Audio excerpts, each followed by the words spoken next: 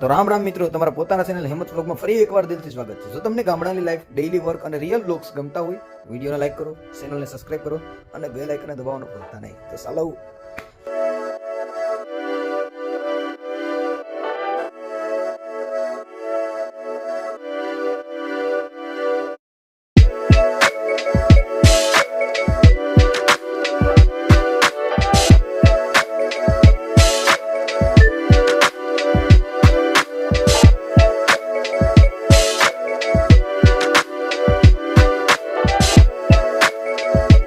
આજે સવારે લગભગ 8 વાગે ઉઠ્યો. રોજની જેમ ફ્રેશ થઈને તૈયાર થયો અને કામ પર નીકળી ગયો. રસ્તામાં ગૌશાળા, ગૌ માતાની સેવા કરી અને પછી ગરમા ગરમ ચા પીધી. દિવસની સારી શરૂઆત થઈ એટલે મજા જ આનંદ જ આવી જાય.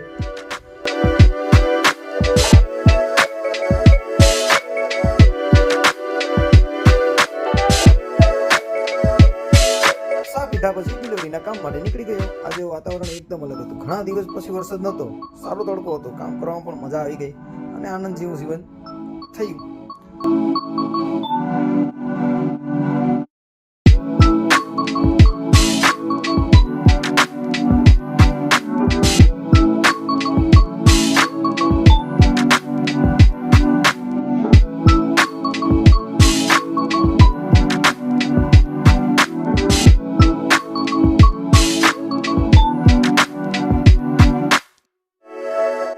આજનો ટાર્ગેટ લગભગ 60 પાર્સલ પહોંચાડવાનો હતો. એક પછી એક લોકેશન પર જઈને ધીમે ધીમે બધા પાર્સલ સમયસર પહોંચાડ્યા. દરેક દિવસ કંઈક નવું શીખવે છે. મહેનત કરતા રહીએ તો દરેક દિવસ સારો પસાર થાય છે.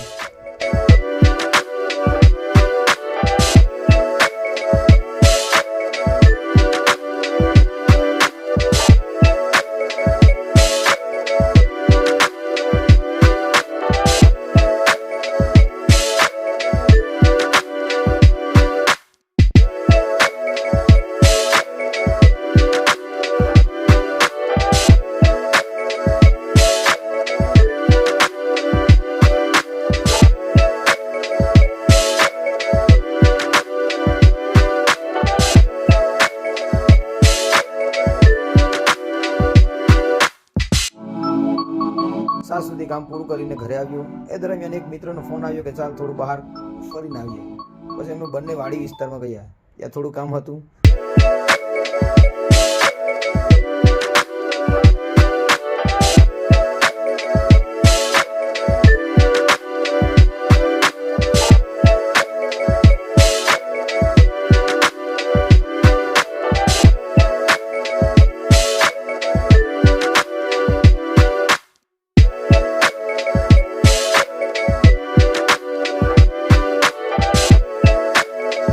થોડી વાર વાતો કરી, કુદરતી વચ્ચે સમય પસાર કર્યો. ગામડાની શાંતિ, ખુલ્લી હવા અને મિત્રોની સાથેની પળો દિવસનો આખો થાક ઉતારી દીધી. વરસાદનું એક કોરથી સિઝન હતી અને એમાં પણ પાછી ગરમી. નાળિયેર પીવાની એક મજા અલગ આવી. એક મિત્ર કે સાલ તારા માટે લઈ આવ. મેં કીધું લઈ આવ. એ લઈ આવ્યો અને પછી મજા કરી, આનંદ. પછી ઘરે પાછો આવ્યો અને આજનો દિવસ ખૂબ સરસ રીતે પૂર્ણ થયો.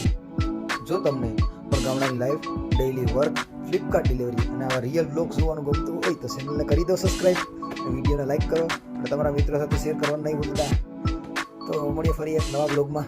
ત્યાં સુધી જય શ્રી કૃષ્ણ. રામ રામ મિત્રો.